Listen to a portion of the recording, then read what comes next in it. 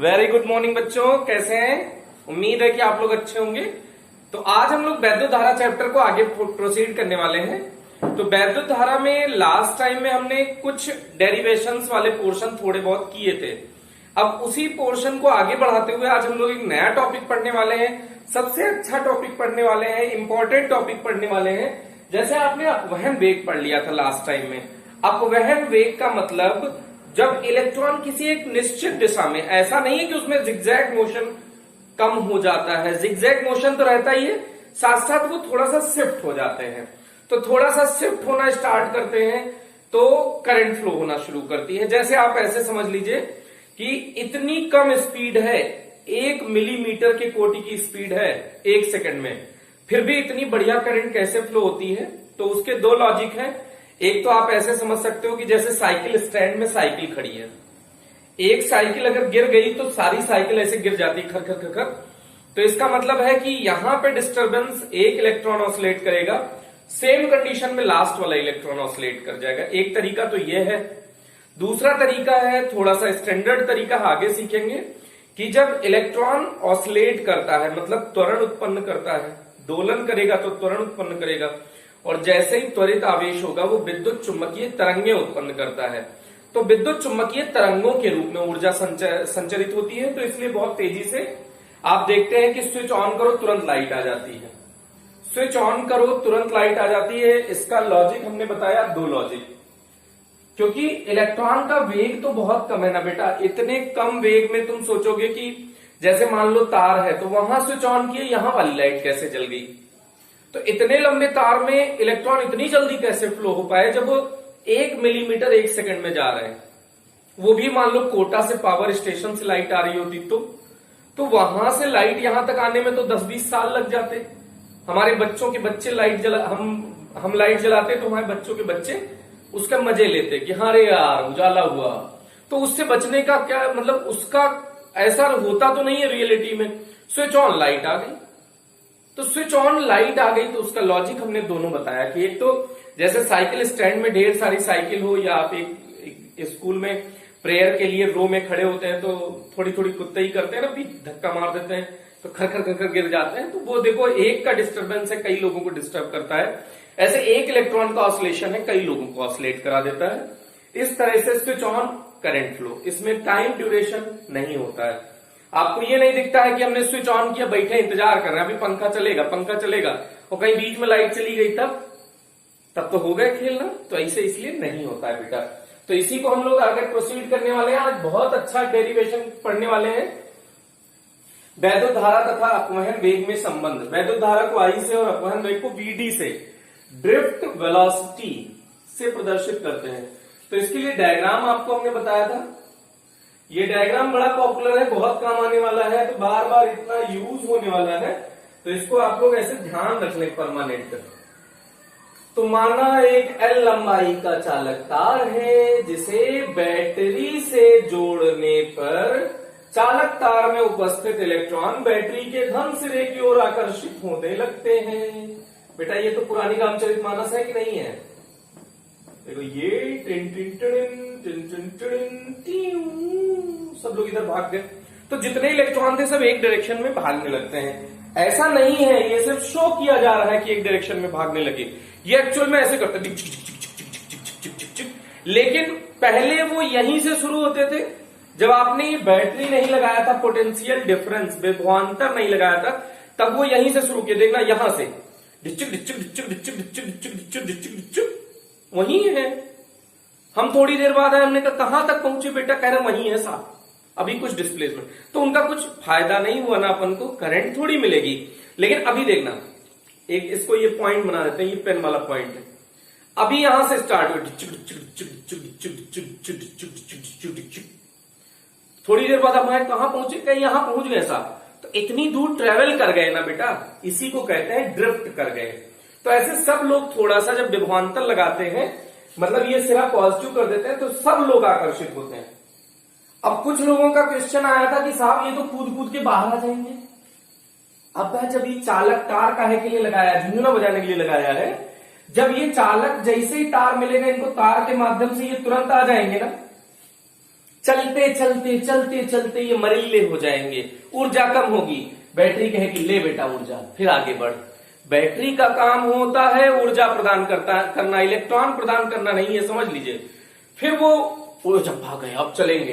फिर ये इस सिरे से गए, फिर इस सिरे तक आते आते आते मरीले हो गए, फिर यहां से यहां तक तो ये खूब ताकत से आते हैं। फिर इसके बाद ट्रेवल करने में एनर्जी लॉस, धीरे धीरे एनर्जी लॉस। ट्रेवल जैसे ये करते हैं यहां तक आए, एनर्जी लॉस हो गई, उसको बैटरी ने फिर से प्रोवाइड कराया, फिर ये इधर गए और फिर उसके बाद कंटिन्यू कर पाते हैं। नहीं तो आप सोचो कि यहां से ये निकले तो उसके बाद ये बैटरी पॉजिटिव, ये तार पॉजिटिव हो जाना चाहिए ना, लेकिन यहां से मान लो कि इसमें 1000 इलेक्ट्रॉन है, एक ही उसी क्षण में 100 इलेक्ट्रॉन निकल गए, तो अब इसमें कितने बचे 900।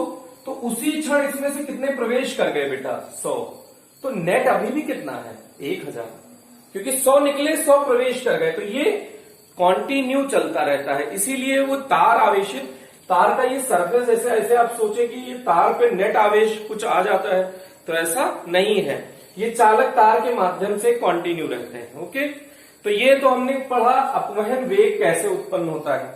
अब अपवहन वेग और वैद्युत धारा में संबंध, तो सबसे महत्वपूर्ण बात है भाषा। पहले लिखा करो हमेशा, डेरिवेशन जब आए बेटा भाषा लिखो।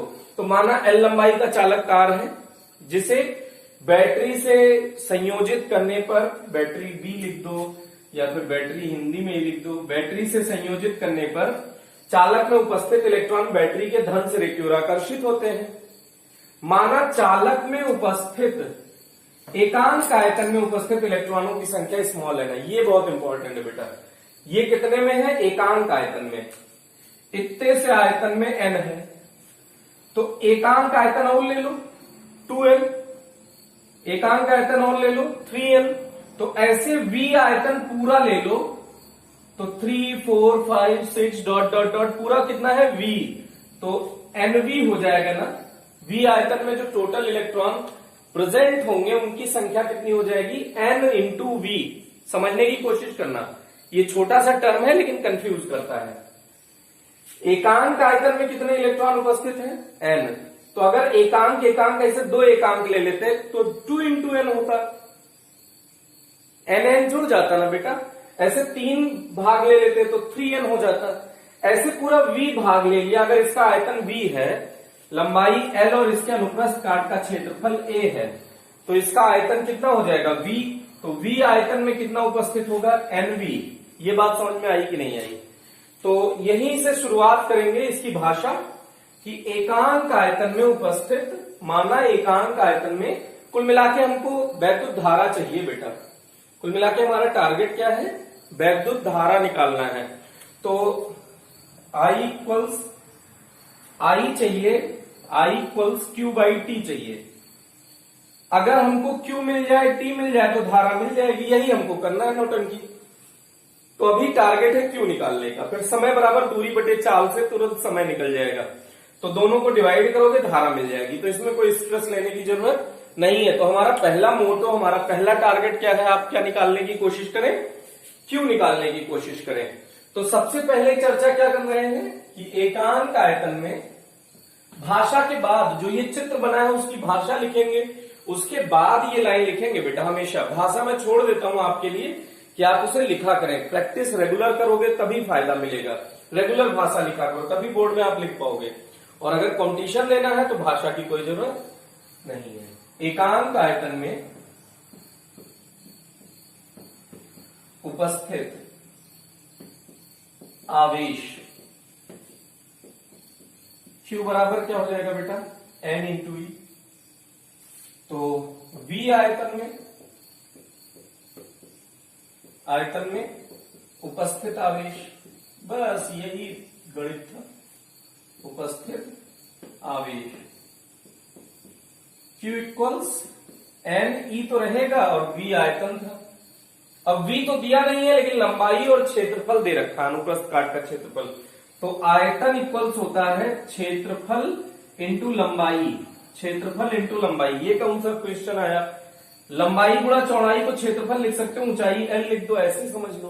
तो 3 विमाएं थी, लंबाई गुणा चौड़ाई गुणा ऊंचाई, तो लंबाई छोड़ दिया, चौड़ाई और ऊंचाई का हम एरिया लिख सकते हैं कि नहीं? ऐसे सोचो, ये बोर्ड है तो इसमें ये लंबाई है, ये चौड़ाई है, और ऐसे कुछ ऊंचाई होती तो लंबाई चौड़ाई, अगर हम लंबाई छोड़ दें तो चौड़ाई और ऊंचाई से भी तो एक एरिया बन जाएगा बेटा। ऐसे समझ आ रहा है कि नहीं आ रहा है? तो उसको एरिया लिख दिया। तो यहां देखो, अनुप्रस्थ काट का एरिया यही तो है, ये अनुप्रस्थ काट का एरिया है, तो क्षेत्रफल इंटू लंबाई भी आयतन हो जाएगा बेटा। तो इसको हम ऐसे थोड़ा सा इंप्रूव करके लिख सकते हैं, NEAL। ये हो गया समीकरण नंबर, यहां ना मानो समीकरण, इसकी कोई रिक्वायरमेंट नहीं है, ये मान लो समीकरण नंबर 1। अब हमको क्या चाहिए बेटा? समय चाहिए। एकांक आवेश को एक सिरे से दूसरे सिरे तक जाने में लगा समय, आवेश को एक सिरे से, चालक के एक सिरे से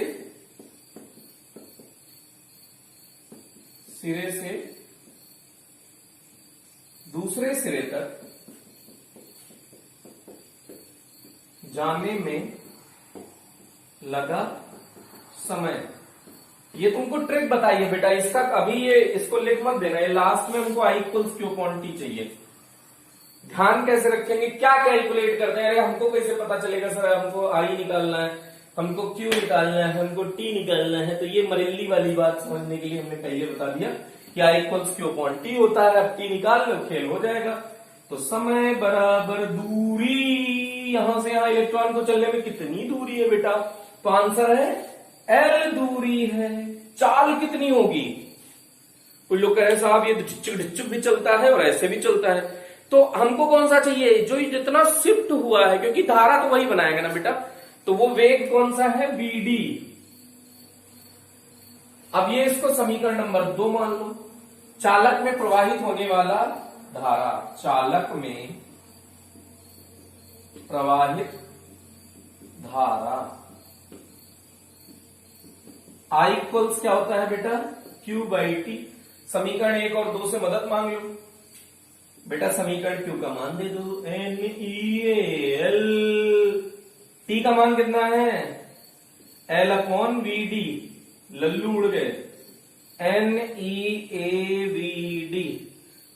VD, ऐसा कुछ लोग सोच रहे हैं ये BD लिखा, BD नहीं लिखा, BD भी ऐसा भी नहीं लिखा है।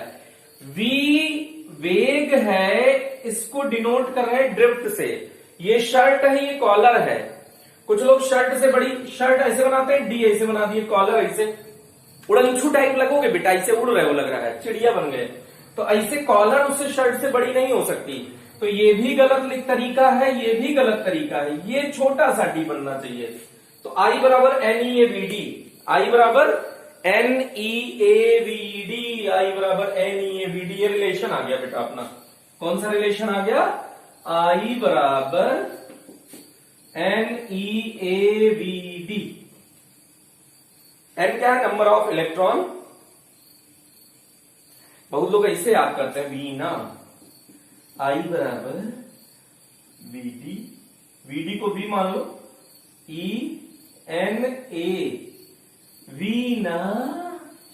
कुछ लोग कहेंगे वीना हमारी पड़ोसी है, नहीं बेटा वो वीना नहीं, वीना।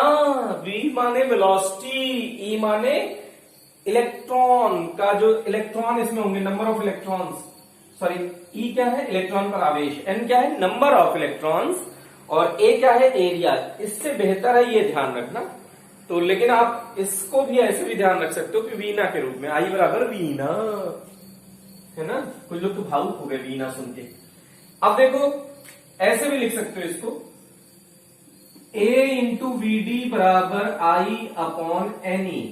आई नियत वैद्युत धारा अगर बह रही हो तो, नियत धारा के लिए, नियत वैद्युत धारा हेतु अगर ये धारा नियत हो जाए तो N और E तो नियत होता है, तो A इंटू वीडी बराबर क्या आ जाएगा? नियत।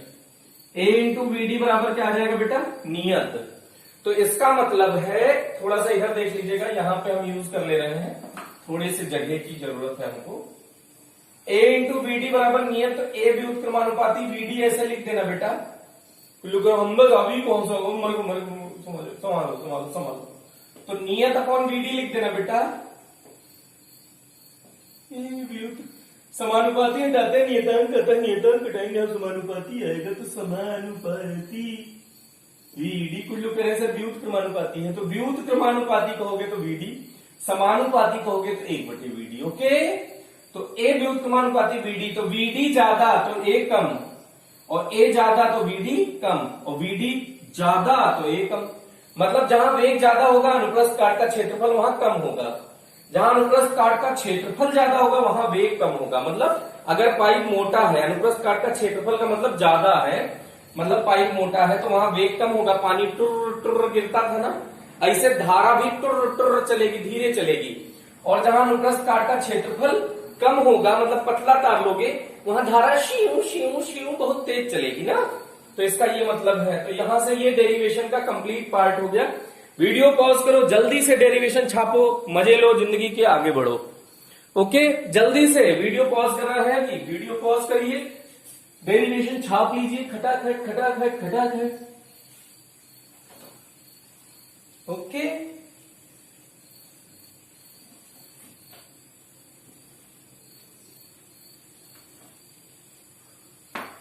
एक तो झंडू झंडू परिभाषा तुमको बता दे।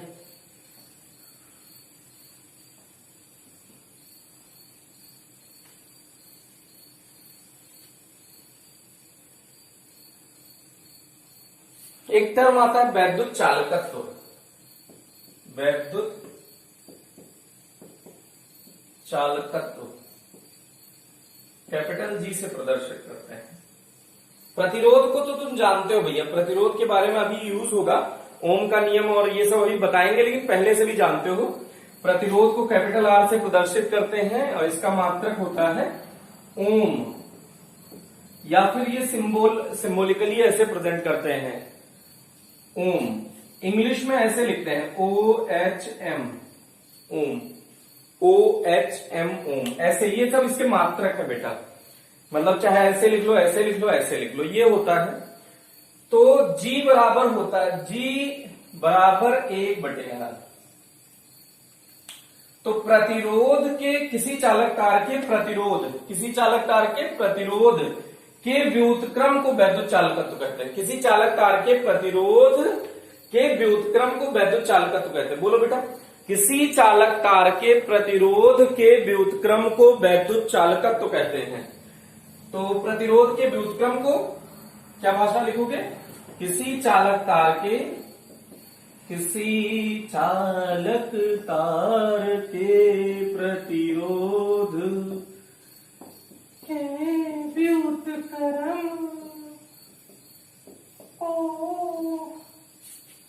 वैद्युत चालकत्व कहते हैं।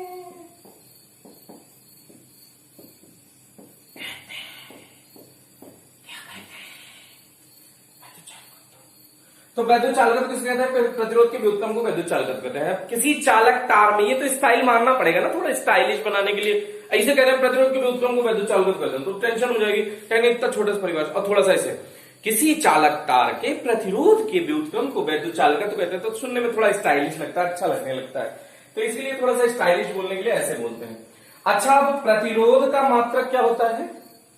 ओम। स्पेलिंग क्या है? OHM। तो वैद्युत चालकत्व का मात्रक उल्टा होता है, देखो उल्टा इधर से, ये नई स्टाइल का मात्रक है, MHO। MHO। तो इसको कैसे कहोगे? मोहो। मोहो कैसे कहोगे? भौंकना नहीं बेटा, कोई लोग कह रहे हैं भौं भौं, ऐसे नहीं, मोहो कैसे बोलना है? मोहो। ये क्या है? मोहो। तो इसका मात्रक क्या होता है बेटा? मोहो, या फिर ओम इनवर्स। और दूसरा नाम क्या है इसका? ओम इनवर्स, ऐसे भी बोल सकते हैं, ओम इनवर्स। लेकिन इसका दूसरे तरीके से भी ऐसे बोल सकते हो, मोहो। तो वैद्युत चालकत्व का मात्रक क्या होता है बेटा? मोहो। वैद्युत चालकत्व का मात्रक क्या होता है? मोहो। चालकता या विशिष्ट चालकत्व, इसी में एक ऐसा सेम डेफिनेशन है, चालकता या विशिष्ट चालकत्व, सॉरी, चालकता या विशिष्ट चालकत्व। क्या नई डेफिनेशन है बेटा? चालकता या विशिष्ट चालकत्व। चालकता या विशिष्ट चालकत्व सिग्मा से प्रदर्शित करते हैं। किसकी मां से? सिग्मा, किसी की मां नहीं बेटा। सिग्मा बराबर 1/रो। जो ये पी बनाते थे ना बेटा, इसी में थोड़ा सा पूंछ स्टाइलिश थोड़ी लंबी कर दिया करो, तो ये क्या बन जाएगा? रो। वो रो नहीं कि रोने लगे कोई, रो रोना वाला रो नहीं है बेटा, ये रो इसका सिंबल है, नाम है, ठीक है। तो ऐसे, तो इसको भी बता दोगे। रो क्या है? प्रतिरोधकता। रो क्या है? प्रतिरोधकता। ये तो फैमिलियर हो ना बेटा इससे। प्रतिरोधकता या विशिष्ट प्रतिरोध ऐसे भी बोलते थे इसको, विशिष्ट प्रतिरोध। अगर आप गलती से 10वीं क्लास पास हैं तो ये सब बातें आपने सुनी होंगी। प्रतिरोधकता या विशिष्ट प्रतिरोध। कोई लोग मर रहे हैं, अरे ये तो पहली बार इतना स्टाइलिश अक्षर पहली बार देखा है। तो प्रतिरोधकता के व्युत्क्रम को विशिष्ट चालकत्व कहते हैं परिभाषा वाइज। तो इसको थोड़ा, इसको भी स्टाइलिश करो, क्रीम पाउडर लगा दिया करो, अच्छा लगने लगे, मेकअप कर दिया करो। तो किसी चालक तार की प्रतिरोधकता के व्युत्क्रम को विशिष्ट चालकत्व कहते हैं। किसी चालक तार की प्रतिरोधकता के व्युत्क्रम को विशिष्ट चालकत्व कहते हैं। ओके, तो ये भी हो गया भैया। अब प्रतिरोधकता का मात्रक क्या होता है? ओम मीटर। ये कहां से आया था? रो बराबर आर बराबर रोयल बाई, ये फॉर्मूला तुमने देखा होगा। आर बराबर रोयल बाई है 10वीं में। तो रो बराबर क्या हो जाएगा? RA/L। ये सब अभी प्रूव कर देंगे बेटा, लेकिन अभी के लिए बता रहे हैं। तो आर का मात्रक क्या हो गया? ओम। एरिया का क्या हो गया? Metre square. लंबाई का क्या हो गया? मीटर। मीटर से मीटर कैंसिल, तो क्या आ गया? Ohm metre. तो ये क्या हो जाएगा? उल्टा करना है तो ओम मीटर का इनवर्स बोल दो, चाहे तो ऐसे बोल दो। ओम का उल्टा बोलो MHO, महो मीटर इनवर्स। ऐसे भी बोल सकते हो, ऐसे भी बोल सकते हो, चाहे हिंदी में महो पर मीटर ऐसे भी बोल दो, एक ही बात है। या फिर ओम इनवर्स मीटर इनवर्स ऐसे भी बोल सकते हो, तो जो मर्जी आप वैसे बोल। ओके, तो ये सब इसके मात्रक हैं। इसका हम अभी क्यों बता रहे हैं? बताना तो हमको चाहिए ओम का नियम पढ़ा के, लेकिन अभी उसमें यूज होगा तो आपको टेंशन ना हो, इसलिए इसको पहले ही बता दे रहे हैं जो टर्म यूज होने वाले हैं। तो ये छोटी छोटी झंडू झंडू सी परिभाषाएं, उन्हें याद कर लीजिए, कंठस्थ कर लीजिए। जिंदगी में काम आएंगी, नहीं काम आएंगी तो कौन सा इसके बिना जीवन कटा जा रहा है, तुम्हारा बेकार जा रहा है। तो याद कर लोगे तो कोई बुराई वाली बात नहीं है। अब इसके बाद ओम बाबा के बारे में बड़े परिचित हो गए तुम ना। जब से चैप्टर शुरू हुआ होगा आत्मा भटक रही होगी कि सर हमने तो एक बहुत सुंदर नियम याद किया था, एक ही परिभाषा हमको याद थी साहब, और वो तो तुम पढ़ा ही नहीं रहो। ऐसा ख्याल आ रहा होगा ना। आज हम तुमको ओम का नियम पढ़ाएंगे। ओम का नियम, ये वो वाला ओम नहीं है। कुछ लोग तो मंत्र उच्चारण करने लगे हैं, ओम, वो वाला ओम नहीं है बेटा। ये एक वैज्ञानिक थे, OHMS, ओम्स लॉ। वैज्ञानिक थे, उनका नाम था ओम, तो उन्हीं के नाम के आधार पर ये नियम पड़ा, ओम्स लॉ। तो ये 1828-27 कुछ किताबों में 1827 लिखा है, कुछ किताबों में 1828 लिखा है। इसको कोई स्ट्रेस वाली बात नहीं है। तो ये जर्मन वैज्ञानिक थे। तो उन्होंने वैद्युत धारा और विभवांतर, वैद्युत धारा और विभवांतर के मध्य संबंध स्थापित किया, और उन्होंने पाया क्या, उसी को उन्होंने नियम बना दिया। यही पाया बेटा है। तो अब तुमने पढ़ा है कि किसी चालक तार के सिरों के मध्य उत्पन्न विभवांतर उसमें प्रवाहित धारा के समानुपाती होता है। ये चिन्ह किसका है बेटा? समानुपाती। समानुपात का मतलब उसी अनुपात में बढ़ना। जैसे हमने एग्जाम्पल बताया था कि मेरे पास 1 रुपया, तेरे पास भी 1 रुपया, ऐसे, या मेरे पास 1 करोड़, तेरे पास 1 रुपया। तो एक दिन मेरे पास 2 करोड़ रुपए हो गए, तो तेरे पास भी, तेरी भी औकात डबल हो गई 2 रुपए की। ये नहीं कि मेरे पास 1 करोड़ थे, 1 करोड़ और मिल गए तो 2 करोड़ हो गए, तो तुम्हारे पास भी 1 रुपया था, 1 रुपया और मिलके 1 करोड़ तुमको मिलेगा। तुमको 1 करोड़ नहीं मिलेगा। तुमको तुम्हारे हिसाब के औकात के हिसाब से डबल कर दिएगा।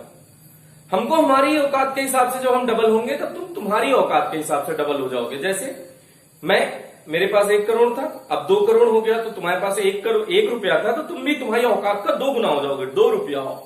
ओके, तो वही है समानुपाती की, मतलब v बढ़ेगा तो i बढ़ेगा, v घटेगा तो i घटेगा।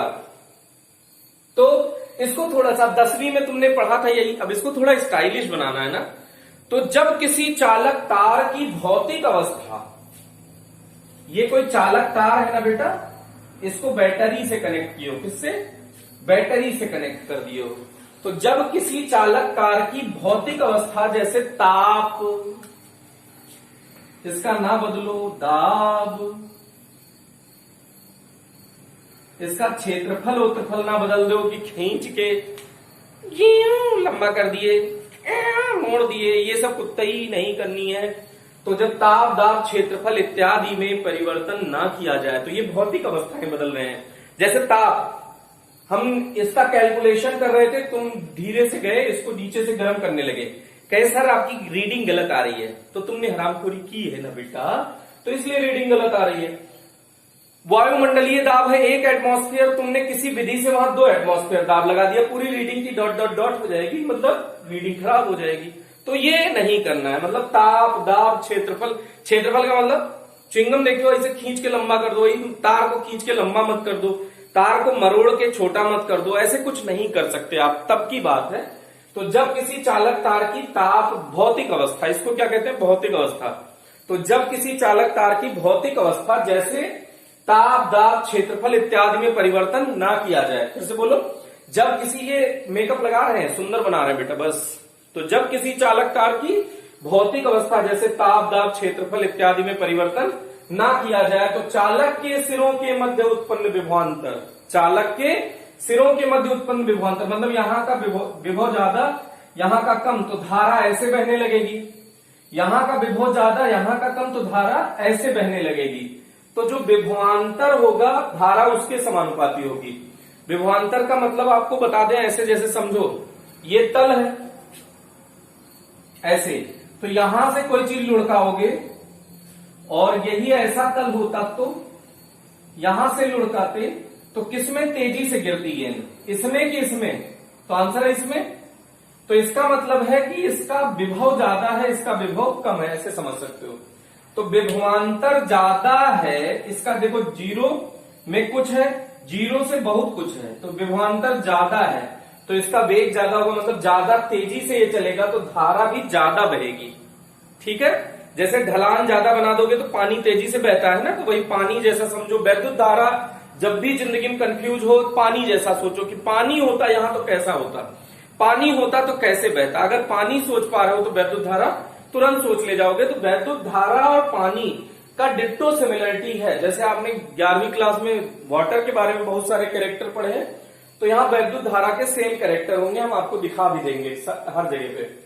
तो जैसे जैसे इसके सिरों के मध्य विभवांतर आप बढ़ा रहे हैं, उसमें प्रवाहित होने वाली धारा बढ़ती जा रही है। अगर विभवांतर घटा रहे हैं तो प्रवाहित होने वाली धारा घटती जा रही है। प्रायोगिक नियम है, ऐसा कोई नहीं है कि इसको पहले प्रूव किया गया, बाद में प्रूव कर दिया गया है, वो अभी हम लोग करेंगे, लेकिन पहले ये क्या है? प्रायोगिक है।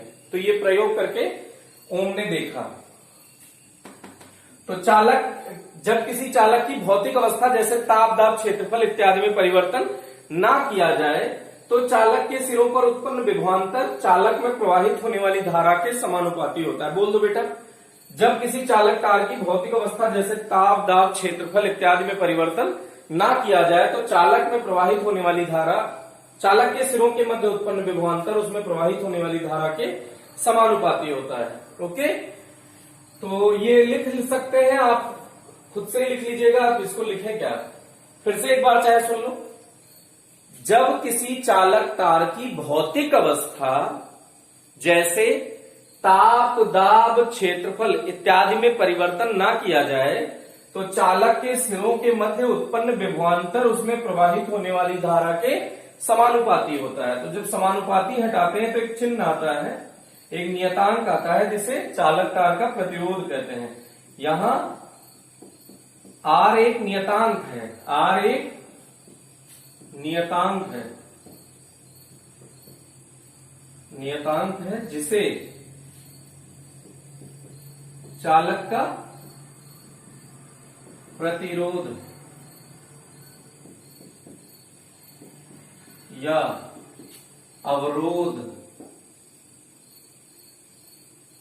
बहुत सारी किताबों में इसे प्रतिरोधक एक ही बात है बेटा, चाहे प्रतिरोध कह लो चाहे प्रतिरोधक, जैसे चालक का प्रतिरोध, अवरोध या प्रतिरोधक कहते हैं, इंग्लिश में कहते हैं रेजिस्टेंस। अब इसको ऐसे प्रदर्शित करते हैं, तो अब कुछ लोग कहेंगे सर धारा ऐसे जा रही थी तो ऐसे यहां नाचने लगेगी क्या, डिच्चिक डिच्चिक डिच्चिक डिच्चिक, जुम जुम जुम्बा जुम जुम जुम्बा ऐसे करने लगेगी? नहीं बेटा, इसका मतलब है कि रुकावट आ रही है, उसके रास्ते में बाधा उत्पन्न हो रही है। प्रतिरोध का मतलब ये होता है, जैसे पानी है, नाली वाला, कोई नाली ले लो, कोई लोग खुश हो गए, कहे अरे हमारी तो बात कर दी एकदम, कोई लोग उसी में झमझमाने भी लगेंगे। नहीं बेटा, ऐसे मत किया करो। तो ये नाली है, जब उसी नाली में कचरा भर दो तो अब पानी डालो तो पानी धीरे चलेगा ना, तो कचरा क्या है वहां पे, अवरोध है।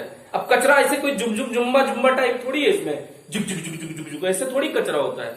कचरा कहीं पड़ा है, रुकावट है। इसका मतलब क्या है, धारा जब चलेगी तो उसके मार्ग में रुकावट पैदा करेगा, उसको आसानी से चलने नहीं देगा। तो ये जो बल्ब जल रहा है, इसका जो फिलामेंट है, आपने देखा होगा बल्ब है, तो बल्ब का फिलामेंट जो ऐसे होता है, तो ये फिलामेंट को ऐसे प्रतिरोध से भी दिखा देते हैं। तो जब यहां से प्रतिरोध है, जब यहां से धारा आई, अब यहां पे रुकावट पैदा हो रही है, तो रुकावट पैदा हो रही है मतलब ठका ठक टक्कर हो रही है। जब टक्कर हो रही है तो गर्मी बढ़ रही है, ऊष्मा उत्पन्न हो रही है। ऊष्मा ही ये तुम्हें चमक के रूप में दिखाई देती है। मतलब जब टक्कर होती है तो टक्कर के कारण उसका ताप बढ़ जाता है, इसीलिए बल्ब को छू के देखा होगा आपने, उसका ताप बढ़ जाता है, तो ऊष्मा उत्पन्न होती है। तो ये प्रतिरोध को प्रदर्शित करने का एक तरीका है बेटा। ओके, अब कई किताबों में ऐसे बना होता है, तो ये भी प्रतिरोध है, लेकिन ये परिवर्ती प्रतिरोध है। परिवर्ती प्रतिरोध, अभी हम इसको आगे पढ़ेंगे, इसी का नाम होता है धारा नियंत्रक। इसका क्या नाम होता है, धारा नियंत्रक। रियोस्टैट, इंग्लिश में बड़ा सुंदर नाम होता है, रियोस्टैट। रियोस्टैट, धारा नियंत्रक।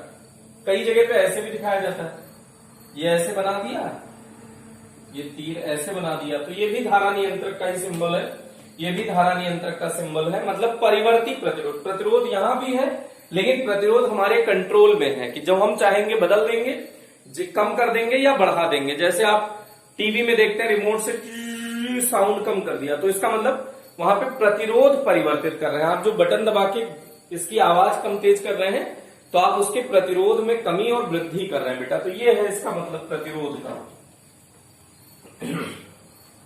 तो ये हो गया भैया इसका फॉर्मूला। तो इसे ऐसे भी लिख सकते हो, R equals V upon I, ऐसे लिख सकते हो ना बेटा। तो देखो R V बढ़ेगा, I बढ़ेगा, I बढ़ेगा, V बढ़ेगा, V घटा I घटा, I घटा V घटा, मतलब ये R पे डिपेंड ही नहीं करता। वो तेरी ये क्या बात कही कि जो विभव है वो धारा पे डिपेंड करता है, प्रतिरोध पे नहीं। मतलब अगर विभव बढ़ा दिए तो प्रतिरोध पे कोई फर्क नहीं पड़ेगा। जो जैसे विभव बढ़ाने का मतलब, जैसे नाली में कचरा पड़ा है, नाली में ढलान बढ़ा दो तो क्या कचरा अपने आप घट जाएगा क्या? कचरा तो उतना ही रहेगा, लेकिन उस कचरे में से पानी का बहाव थोड़ा तेज हो जाएगा। विभवांतर का मतलब नाली के लेवल में अंतर कर दीजिए, उसी को कहेंगे विभवांतर। वहां पे भी विभवांतर हो गया। तो ऐसे ही जब B का मान बदलेंगे I का मान बदल जाएगा। ये R पे डिपेंड नहीं करता, या R V और I पे डिपेंड नहीं करता। ये बहुत इंपॉर्टेंट बात है बेटा, ध्यान रखना कि V का मान, R का मान V और I पर निर्भर नहीं करता। ये पदार्थ का गुण है, ये पदार्थ का। जैसे आप मान लो कि कोई पदार्थ लिए, उसका प्रतिरोध है कुछ, तो दूसरा पदार्थ ले लोगे तो उसका प्रतिरोध कुछ और होगा। समझे कि नहीं? जैसे एक नाली ले लिए, उसमें कचरा कितना है ये इस बात पे डिपेंड नहीं करेगा कि दूसरी नाली में भी उतना ही कचरा है। वो दूसरी नाली लिए हो तो उसमें कचरा ज्यादा या कम हो सकता है। अगर इसको ऐसे समझोगे तो आपको थोड़ी सी फीलिंग ज्यादा आएगी। तो ये हो गया बेटा। अब इसके बाद अगर हम इसका ग्राफ खींचें, तो v इक्वल्स आर आई का अगर हम ग्राफ खींचें, v और i के मध्य, v और i के मध्य ग्राफ खींचें, तो ये y अक्ष पे रख दिया, देखो v इक्वल्स आर आई। अगर इसे y अक्ष पे रख दिए, इसे x अक्ष पे रख दिए, तो समानुपाती देखो v समानुपाती y समानुपाती x टाइप का ग्राफ हो जाएगा कि नहीं। तो y समानुपाती x टाइप का ग्राफ कहां से जाता है बेटा, मूल बिंदु से सरल रेखीय ग्राफ होता है। ये हमने 11वीं में बहुत मेहनत करके बहुत बता रखा है ग्राफ, इसलिए अब दोबारा उतना डिटेल में चर्चा नहीं की जाएगी। तो इसके मध्य थीटा होगा कुछ। तो अगर प्रतिरोध की बात करें तो देखो इसमें एक समकोण त्रिभुज बना लीजिए, तो ये थीटा है तो ये भी थीटा होगा। तो ये अगर इसको देखो, यहां का कुछ V2 होगा, ये इस सिरे का कुछ V1 होगा, तो इस दूरी को कह सकते हो डेल्टा V। इस त्रिभुज को बना लिया है बेटा, इसके संगत यहां धारा V1 के संगत धारा I1 और V2 के संगत यहां धारा I2 ले सकते हैं। तो इसमें अंतर को डेल्टा I से प्रदर्शित कर सकते हैं।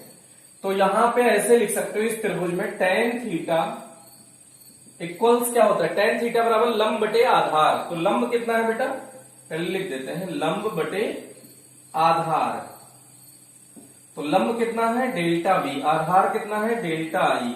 तो जो ये tan थीटा है delta V upon delta I, इसी को थोड़ा सा और मैनिपुलेट कर दो, V upon I equals R है।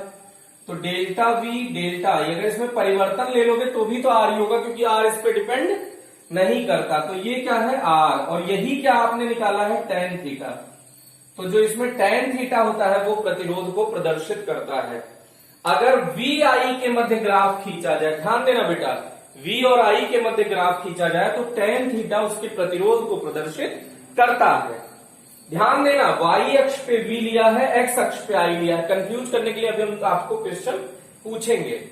तो यहां पे अच्छा प्रतिरोध, अगर ताप बढ़ाएंगे तो प्रतिरोध बढ़ता जाएगा, जैसे जैसे गर्म करोगे ना रुकावट बढ़ती जाएगी, क्योंकि टक्कर ज्यादा बढ़ेगी तो रुकावट ज्यादा बढ़ेगी। तो प्रतिरोध समानुपाती होता है ताप के। प्रतिरोध किसके समानुपाती होता है बेटा, ताप के। ये ध्यान रखिएगा, आगे इसको और पढ़ाया जाएगा, लेकिन अभी आप ध्यान रख लीजिए कि प्रतिरोध किसके समानुपाती होता है, ताप के।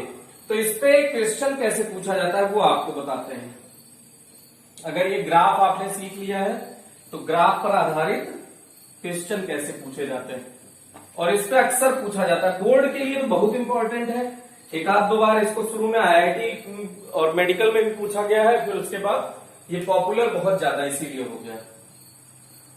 ये दो तार हैं, यहां ऐसे दे दिया T1 और T2, ये V और I के मध्य ग्राफ खींच दिया। अब यहां प्रतिरोध की बात ही नहीं की उसने, डराने के लिए इसको कह दिया θ1, इसको कह दिया θ2।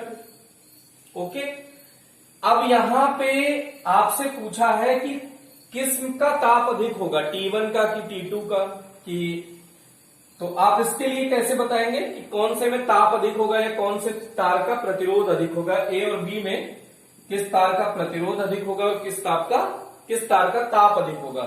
तो फिर वही कहानी है, इसमें एक समकोण त्रिभुज बना लो, देखो ये बना लिया, तो इसका कोण कितना है बेटा θ1, और इसके बड़े वाले के लिए एक त्रिभुज बना लो, तो ये बड़े वाले के लिए क्या हो जाएगा कोण θ2। तो बड़े वाले के लिए डेल्टा, यहां से यहां तक बड़े वाले त्रिभुज को लेना है, डेल्टा V होगा कि डेल्टा I, बताओ इस अक्ष पे। तो I दिया है ना, तो ये डेल्टा I हो गया, और इस अक्ष पे क्या हो गया डेल्टा V हो गया। ओके, अब ये दो तार हैं इसलिए इसे V1 और I1 कह दो। तो tan बड़े वाले त्रिभुज का ले रहे हैं बेटा, tan θ1 बराबर delta V1 upon delta I1। ऐसे ही छोटे वाले त्रिभुज में देखो, ये तो दिख रहा है ना θ1 ग्रेटर देन θ2 है, θ2 ग्रेटर है θ1 से, जो θ2 है वो बड़ा है बेटा। तो बड़ा वाला त्रिभुज लिए हो ना, तो बड़े वाले त्रिभुज में यहां क्या लिखोगे tan θ2। अब छोटा वाला त्रिभुज लिए हो, ये वाला त्रिभुज, तो इसमें डेल्टा I2 लिख लो, और इस छोटे वाले त्रिभुज के संगत डेल्टा V लिख लो। कंफ्यूज तो नहीं हो रहा है बेटा। तो अब ये tan, इस वाले त्रिभुज को देखो, छोटे वाले त्रिभुज को, तो छोटे वाले त्रिभुज को ऐसे कहोगे tan θ1 equals delta V2 upon delta I2। तो ये प्रतिरोध के बराबर है ना R1 के, और ये प्रतिरोध के बराबर होगा R2 के। अब यहां दिख रहा है tan θ2 ग्रेटर देन θ1 है, तो थीटा और tan थीटा समानुपाती होते हैं, तो tan θ2 ग्रेटर देन है tan θ1। अगर θ2 ग्रेटर देन θ1 है तो tan θ2 ग्रेटर देन tan θ1 हो जाएगा बेटा। तो tan θ2 का मान कितना है R2, इसका प्रतिरोध R2 मान लो। तुमको क्या दिया है ये ध्यान देना, इसका प्रतिरोध T1 वो, अगर ये ताप T1 है तो प्रतिरोध R1 मान लो। तो जब इसका ले रहे हो त्रिभुज θ1 वाले का तो प्रतिरोध कितना है, θ2 का ले रहे हो R2 तो θ1 का R1। तो यहां देखो क्या लिख दोगे बेटा, क्या ग्रेटर है θ2 किससे, θ1 से, तो tan θ2 ग्रेटर है, तो इसका मतलब ये तो इसके बराबर है, तो इसकी जगह पे इसको रख सकते हैं ना, तो tan θ2 की जगह R2 लिख दिया, तो R2 ग्रेटर देन R1। अब ये R समानुपाती अभी बताया है T के, तो अगर R समानुपाती T के है तो T2 ग्रेटर देन T1, ये इसका आंसर हो गया बेटा। ओके, ये सिंपल क्वेश्चन है, ये कभी कोई नहीं पूछता। तो कहोगे पूछता क्या है, पूछता ऐसे है बेटा, इसको डेल्टा आई और इसको V ऐसे बना दिया। अब यहां पे दो तार बना देंगे, ये है θ1, ये है θ2, ये है T1, θ1 के संगत T1 ले लो और θ2 के संगत T2 ले लो। ये सब आपको ध्यान देना है बेटा। तो देखो ये वाला एक त्रिभुज ले लो छोटा वाला, तो tan θ1 बराबर लंब तो y अक्ष पे, ये लंब है ना बेटा, तो ये लंब का मतलब इधर देखो, तो ये डेल्टा I होगा, अगर 2 है तो 1 लिख लो, तो डेल्टा I1 अपॉन डेल्टा, यहां से यहां तक क्या ले लोगे, डेल्टा V1, तो डेल्टा V1। ऐसे इस बड़े वाले त्रिभुज का देखो, ये वाले त्रिभुज का, ये वाला त्रिभुज ले लो, तो इस वाले त्रिभुज को देखो बेटा, इस वाले त्रिभुज को, तो इसका कोण कितना है, tan θ2 डेल्टा, अच्छा इसका y अक्ष है ये, delta I2 upon delta V2, अगर इस अक्ष पे देखा जाए तो यहां से यहां तक V2 है,